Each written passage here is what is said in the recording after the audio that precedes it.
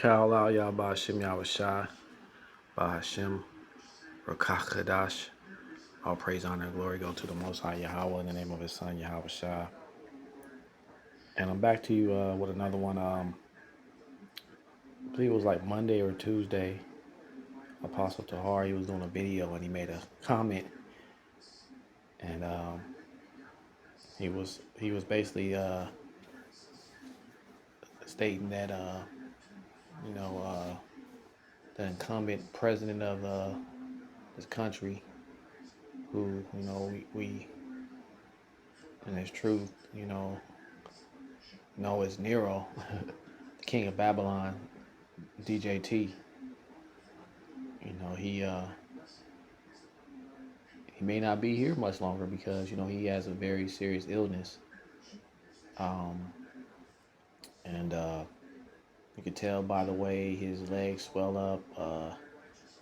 His veins are showing purple.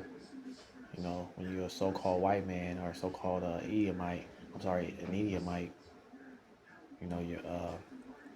your veins, they start to pop out, and they show a little bit more brighter, and got me to thinking about a couple scriptures, mainly I want to get into in a little bit, but I started doing a little research on what he was saying, and I brought up this video from James Carville, who also maybe a so-called Edomite, but he brings out a lot of good stuff though about his own people, if he is an Edomite, revealing a lot of their you know dysfunction, and in these last days, how he reveals a lot of different propaganda, and bringing out a lot of things that a lot of people don't even consider, you know, or don't want to consider. But when he was going in on Trump, he made some very good points. And here's the video I was watching. It has 1.3 million views. Came out 3 days ago. That's his YouTube channel. And Apostle Dahar doubled down on it again today. He actually did a short video on that. And it got me to thinking about Isaiah 14. And I think even Apostle Tahar quoted it, but I wanted to read it in an NLT and maybe get a couple precepts with it. But yeah, now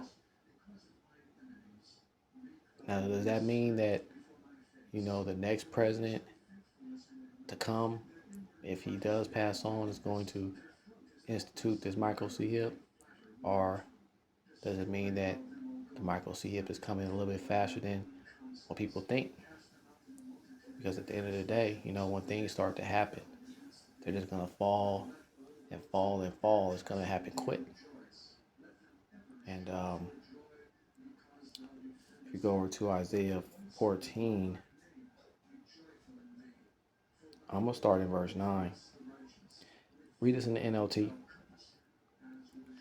It says, "In the place of the dead, there's excitement over your arrival. The spirits of world leaders and mighty kings long dead stand up to see you." If you go to the beginning title of this, it says a taunt for Babylon's king. It says, "The spirit of world leaders and mighty kings long dead set up to see you. With one voice they all cry out, now you are as weak as we are." It says, "Your might and power were buried with you. The sound of the harp in your palace has ceased. Now maggots are your sheet and worms your blanket." And like I said, he hasn't went on yet, but I guess from the signs that these men who have a little bit more understanding of medical terminology and things that they um, see as symptoms, he has a very ill disease because he has some kind of heart disease, and it's it's I guess it's set up was I guess it's the determination is that he they only have like 6 months to live. It says in verse 12, how you are fallen from heaven, O shining star, son of the morning. You have been thrown down to the earth, ye who destroy the nations of the world. And we know ultimately, DJT, he's just a pawn. It's really about the elites that are controlling him. And we understand that just by his flip-flopping on issues. He was for something, now he's against. He was against something, now he's for.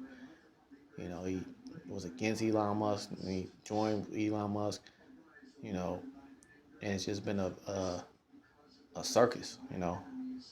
But the circus, has been designed to be against you so-called African Americans, Native Americans, Latinos.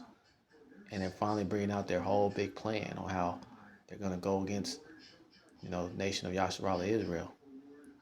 And the great part about it, if you've been in this truth and you've been in the know and you've been following the men of the Lord, you should already be prepared for this, because you should know the men of the Lord been prophesying about this for a long time.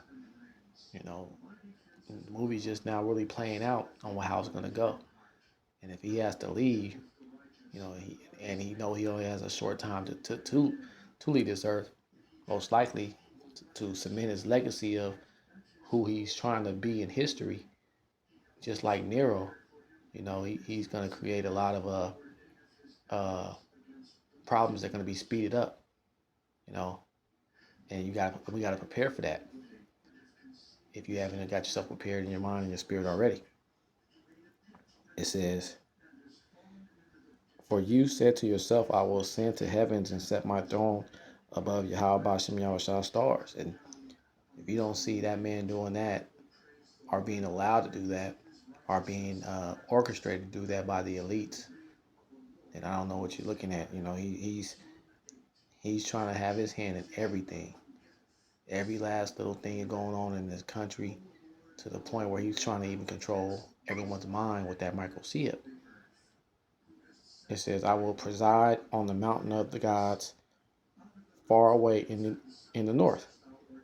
And this was the point I wanted to get to, and I'm going to look at some precepts. It says, I will climb to the highest heavens and be like the Most High, Yahawah. Instead, you will be brought down to the place of the dead, down to its lowest depths. You see?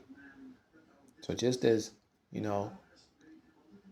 Jake has to go through this trouble that's been prophesied by the prophets and men of the Lord, which is known as Jacob's trouble, this beast, the symbol of the beast, the puppet they're using, looks like he's going to be sent to the spirit world. It says, instead you be brought down to the place of the dead, down to its lowest depths. Verse 16, everyone there will stare at you and ask, can this be the one who shook the earth and made the kingdoms of the world trouble? Because, you never know who when the kingdom comes down to this earth, who he's going to be. And the position the Most High is setting him for being the puppet for the elites, and being the face of the cause of, maybe World War III, the microchip being put out, Jacob's trouble being started. Everything's gonna most likely be instituted by, this king of Babylon that's in power right now, DJT. It says, is this the one who destroyed the world and made it into a wasteland? It says, is this the king who demolished the world's greatest cities and had no mercy on his prisoners? That sounds just like him, and if this is, his mission given to him on the left-hand side by the Most High Yahawah, and ultimately it's going to lead to his demise and him going back to the spirit world, right, after this all happens, then, ultimately it's a great thing for the Israelites, of the holy elect, because at the end of the day, like I said, we've been waiting for these prophecies to come. Yet at the same time, you know, uh, we got to still be praying and asking for mercy and deliverance, and continue to push on the work for as long as the Lord wants us to do it, you know, until He says no more. Because it's coming soon where the prophet's going to be off the street corner. That's easy to see. It's all set in motion. Everything how it's going to be. They're going to, you know, you can see the persecution. You can see them putting hands on the prophets. You can see it all happening if you're paying attention to what they're bringing out in the news. But ultimately, you know, this is the time, and it's coming like to a theater near you real soon. You want to get yourself ready because these prophecies don't lie, and everything that we've been taught by the men of the Lord, starting on top from Apostle Har, the men of Great Millstone, all the elders and bishops. You got to be grateful for. You got to be grateful that you're in a time where you understand these things, and you can understand through these scriptures, just like Isaiah 14 is bringing out right now. When you read it and you understand that it's talking about the so-called white man nation of Edom, the elites, and their puppet, the king of Babylon, DJT. I mean, you got to just rejoice and give all honor, glory, and praise to Yahawashi and Yahawashi that He allows you to understand all these things. Go over to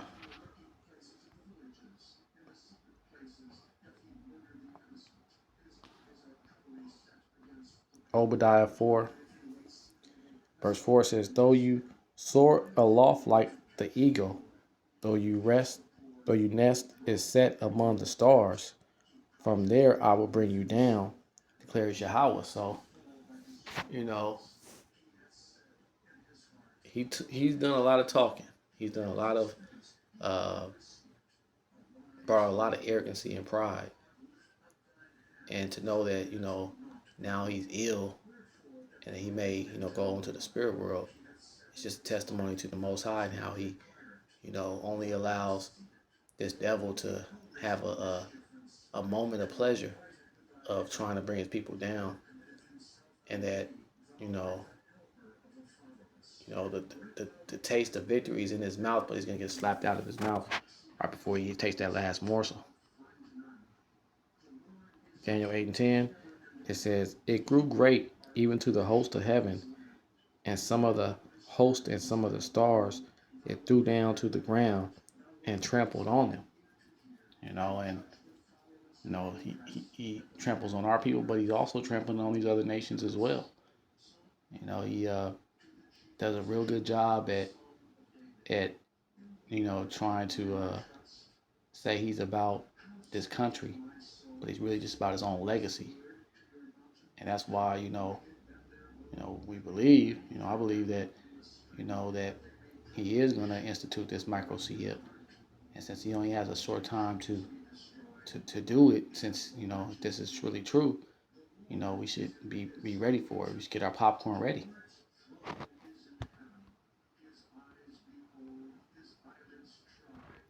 Second Maccabees 9:10 says, "Because of his intolerable stench, no one was able to carry this man, who a little while before had thought that he could touch the stars of heaven." You know, his death is ringing around the corner if this is all true. The stench of death is right there. And it's all his plans that he wanted to do it. He wanted to experience, you know, looks like it's going to be for naught. He's going to try to bring as much as he can out. But as the scripture says, for the holy elect's sake, the days are going to be moving faster. And, you know, so they can be delivered, you know, um, the Lord is going to, take care of his elect. Because they're the ones that ultimately have been pushing this truth, sincerity, and they're the ones that have been chosen since the beginning of time.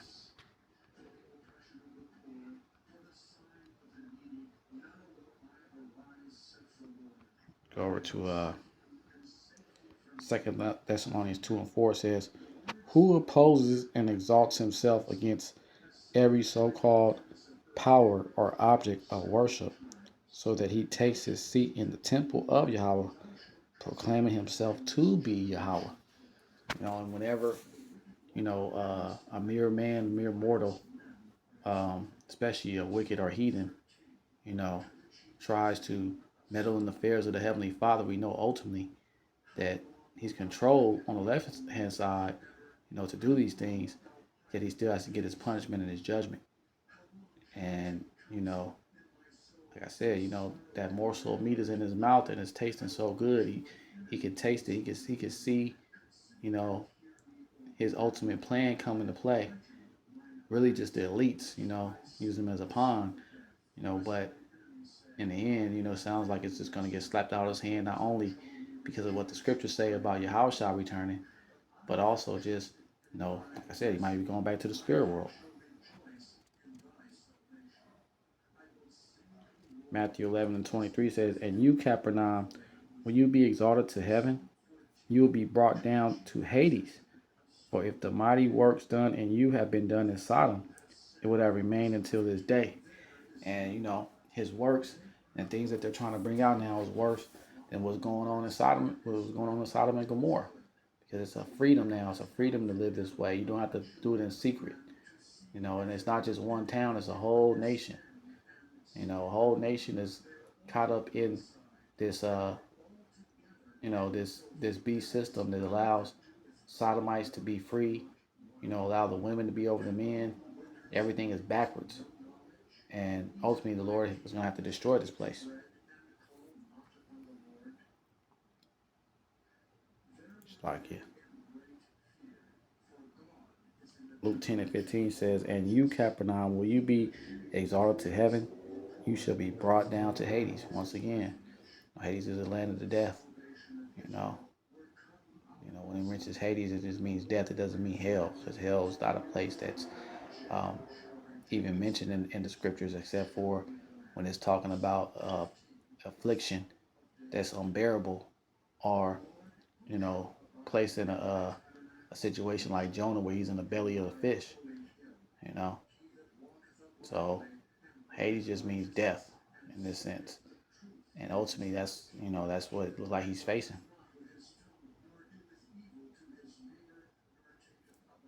And it's the last scriptures, Ezekiel 32:23. It says, "Whose graves are set in the uttermost parts of the pit, and their company is all around the grave, all of them slain, fallen by the sword, who spread terror in the land of the living." So ultimately, Esau is going to be removed. Uh, you know, uh, Trump may have to go to the spirit world, may just be a signal letting us know that the elites, are next, and after they have to go into slavery and they be risen back up to go into slavery, and in the kingdom we're gonna know who everyone is. Then, you know, ultimately Esau is gonna be removed completely. You know, his women, you know, maybe some will be concubines to Israelite men. Maybe even some other nations.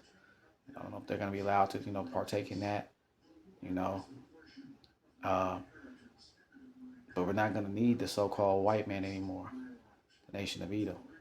The men are gonna be done away with. Therefore, their lineage is gonna be removed from this earth, because the seed is always through the Father. So we can see these things happening. It's becoming more crystal clear how it's going to go down. We're thankful for the Lord's movie and how he's making it happen. Even though we have to go through this Jacob's trouble at full extent, and it's going to hit, and some are not going to be able to bear it. 2/3 of our people are going to fall for the hook, line, and sinker. We pray that we stay, faithful to Yahawah and Yahawashi. Don't take that mark. Don't get branded by this beast. And, you know, praying that we're part of the hopeful elect, or praying that we do have to go into the spirit world, we do it, in Yahawashi, so that, we can be risen up first. Basically, what I'm saying is our future looks more brighter, even though we have to go through the tough times, that we have to experience as a people. you know, than what this so-called white man, they should eat him, has to face, even though he's going to go through his own torture and his own pain. So ultimately, let's just stay focused on this truth, focused on continuing to wake up the hopeful elect. And with that, just want to give all praise, honor, and glory to Yahawah, Ba'ashem, Yahawashi, Ba'ashem, Rakach, double honors to all the apostles, the elders, the teachers, preachers, priests, bishops that came before me, taught me this truth through the videos, starting with the apostles and elders, a great millstone, who are the true prophets of Yahawah, Ba'ashem, Yahawashi, taught by their apostles and elders before them. And Shalawam, peace be to you, to the holy elect, which I pray among the number of. Till next time, Yahawah.